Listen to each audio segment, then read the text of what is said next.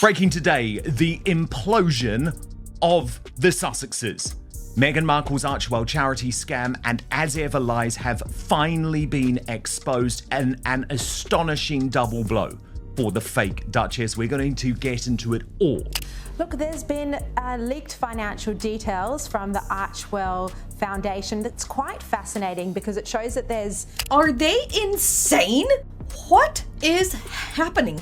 There is complete and utter chaos going on. The Meg and Harold are taking their rebrands far too literally at this point. Now let's talk a little Harry and Meghan. Their Archewell Foundation has been declared delinquent by the state of California, meaning it is not in good standing as a charity and not permitted to engage in activities like raising and spending money, pretty much all you would expect a charitable fund to do. As ever, we know, launched in April of last year, and Meghan started off with raspberry spread, the flower sprinkles, the teas, and a honey.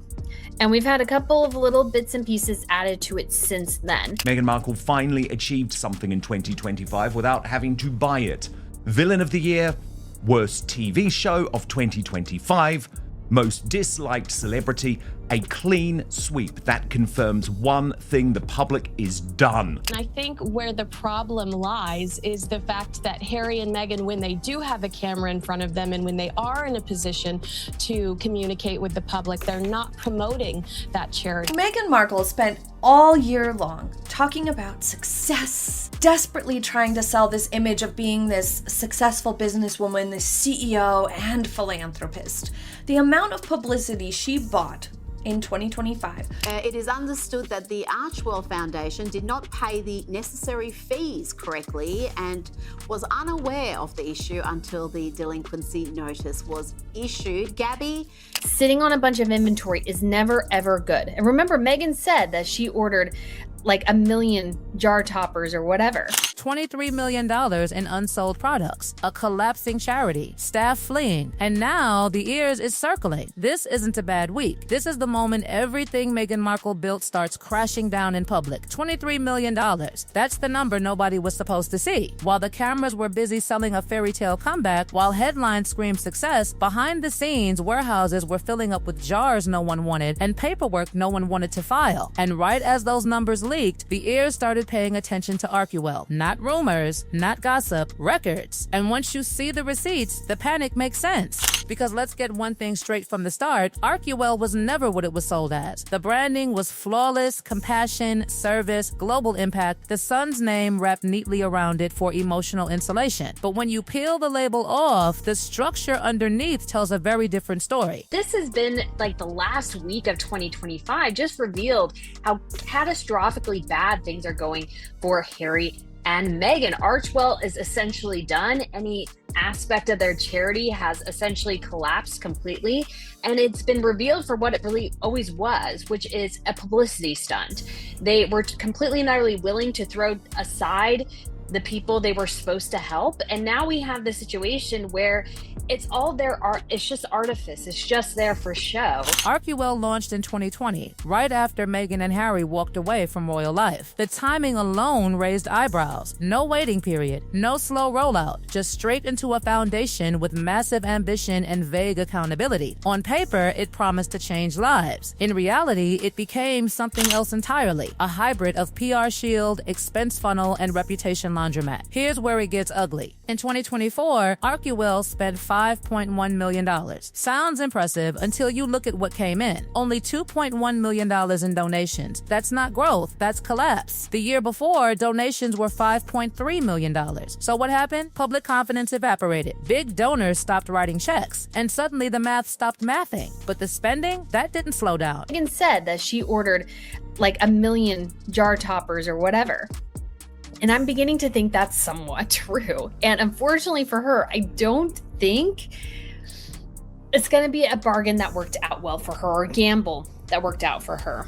And I just did want to show you guys $913,000 in salaries for 2 people. Read that again. By the end of the year, Archewell was down to a skeleton crew, just 2 employees, yet nearly $1 million was still flowing out as compensation, almost $500,000 per person. And that's before we even get to the real black hole. Everything Harry and Meghan do is topspin, trying to convince the world, and very often the mainstream media are sucked in, that everything's okay, but it's really not.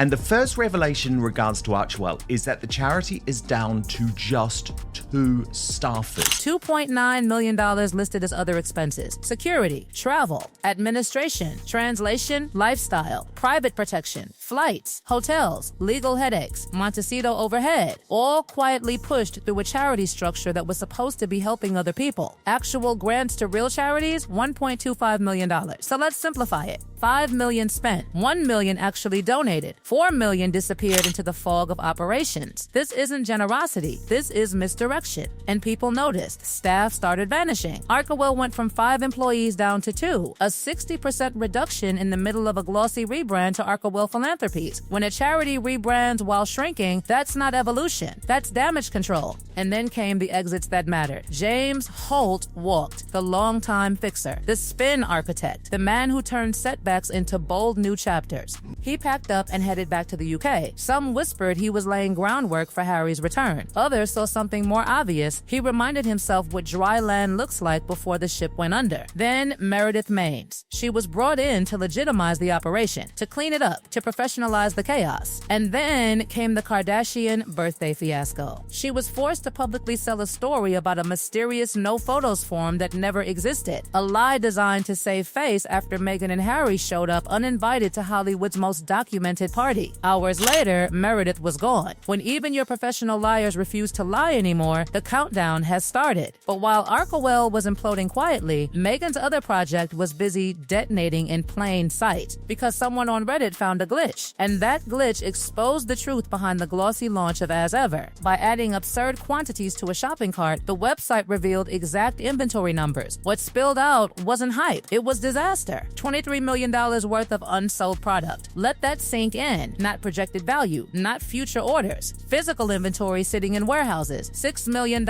in fruit spreads alone. Hundreds of thousands of jars, gift boxes stacked so high they'll expire before they ever sell. 137,455 fruit spread gift boxes. Sold in 24 hours? 26. At that pace, it would take 9 years to clear the stock, and that's assuming nothing molds, leaks, or gets dumped. And these aren't durable goods. They're perishable. Jams, spreads, teas. Every passing month turns inventory into waste. But the most revealing part, the sold-out launch was never real, As Ever understocked intentionally. A few hundred units, just enough to create headlines, just enough to claim victory. Then those fake metrics were used to justify ordering hundreds of thousands more. Curiosity buyers came once. They didn't come back. Because $42 jam that tastes like supermarket spread doesn't build loyalty, it builds regret. And while warehouses filled, Meghan doubled down. A Netflix show designed to drive sales. It flopped. A viral moment demanding to be called Meghan Sussex didn't create buzz, it created ridicule. Then a cookbook announcement months too late based on a show nobody remembered, featuring recipes suspiciously close to Martha Stewart and Joanna Gaines territory. Timing missed. Audience gone. Lawsuit whispers starting. And all of this connects back to the same pressure point. Because while the business fails and the charity collapses, the ears doesn't care about branding. They care about filings. And Archewell hasn't filed complete proper tax documentation for 3 years. 3 years. That's not an oversight. That's a siren. Right when scrutiny intensified, Archewell quietly shifted structures, rebranding, moving to fiscal sponsorship models that reduce transparency and make tracking money harder. The timing is not subtle, and this is where the walls start closing in. Because charities can't fund personal lifestyles. They can't pay for private security, travel, and legal wars disguised as operations. That's not philanthropy. That's tax fraud. And the IRS has entered the chat. The moment the IRS starts asking questions, everything changes. Branding doesn't matter, optics don't matter, even celebrity doesn't matter. What matters is paper trails, and Archewell's paper trail is thin, fragmented, and dangerously late. This isn't about gossip anymore. anymore. This is about exposure. Because buried beneath the collapsing donations and shrinking staff is a far more explosive issue, where the money actually came from and where it went after. For a brand new foundation, Archewell's early cash flow raised immediate eyebrows. In 2021 alone, the foundation received $13 million.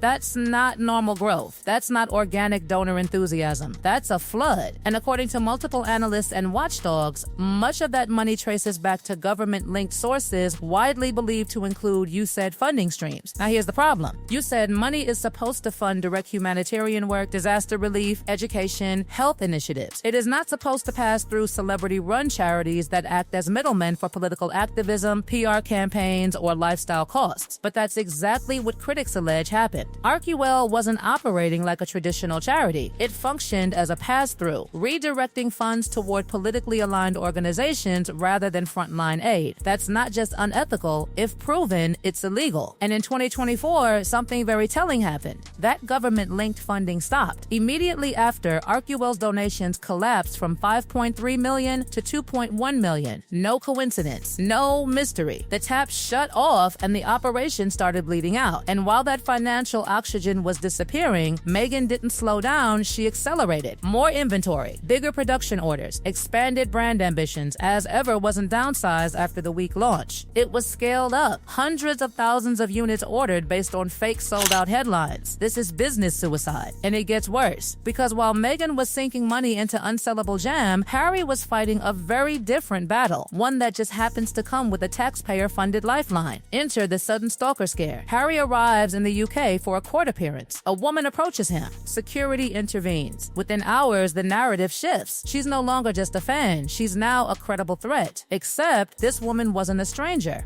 She had been photographed repeatedly with Harry at Invictus Games events, Germany, Canada, Nigeria. Selfies, smiles, familiarity. She was a known supporter, suddenly rebranded as dangerous. Why? Because Harry needed proof. Proof of danger, proof of risk, proof that he qualifies for automatic armed police protection paid for by British taxpayers. And remarkably, it worked. Reports began circulating that Harry's security request was now nailed on. Armed police protection, millions in costs, covered by the public. This wasn't about safety. This was leverage. Harry is bleeding money. Netflix is winding down. Spotify already walked away. Archewell is under scrutiny, as ever is drowning in inventory. Legal fees are stacking up. Montecito overhead doesn't pause for bad press. And the royal family? That's the last remaining financial lifeboat. But Harry can't just walk back in. He torched the bridge publicly. Memoirs, interviews, accusations, family betrayals broadcast worldwide. So he needs an excuse. Security is that excuse. If the UK government grants him protection, he can frame it as validation. Proof he's still important, still royal adjacent, still deserving of institutional support. And maybe, just maybe, that cracks the door open to reconciliation, to access, to money. But here's the problem. The British public sees right through it. They're struggling. Energy bills, cost of living crises, multiple jobs just to survive. And now they're being told their taxes will fund round-the-clock armed security for a man who walked away, trashed the institution, and moved to California to live like a celebrity. People are furious. Princess Anne only gets protection when she's on duty. Princess Beatrice and Eugenie get none. But Harry, a non-working royal, wants it all. Protests are being discussed. Title stripping demands are resurfacing. The anger isn't fringe anymore, it's mainstream, because this moment exposes the core contradiction.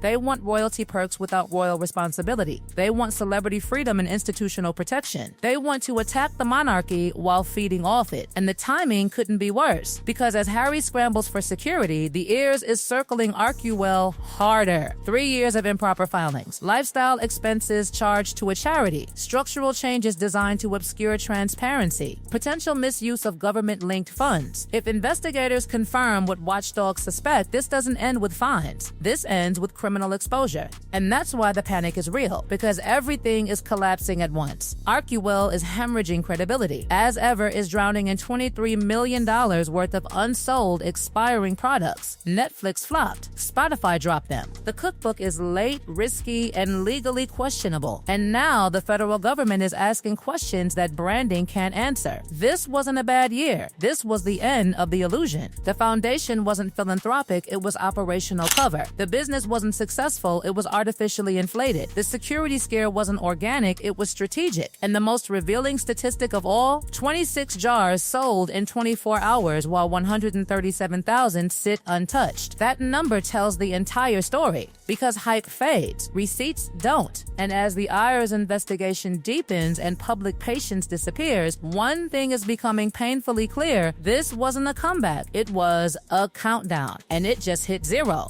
And it just hit zero. And it just hit zero. And